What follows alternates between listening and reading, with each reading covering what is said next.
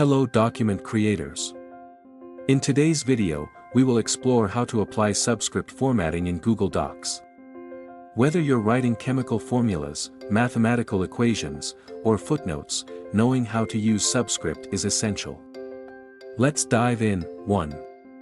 Select the text to convert to Subscript, highlight the word, number, or symbol you want to format as Subscript, click and drag your cursor over the text to select it, apply Subscript, go to the Format menu at the top, select Text, then choose Subscript. 2. Alternatively, use the keyboard shortcut. On Windows or Chromebook, press Ctrl-. On Mac, press Command-. Your selected text will now appear smaller and aligned with the bottom of the rest of your text, and there you have it. You've successfully added Subscript in Google Docs. Happy writing!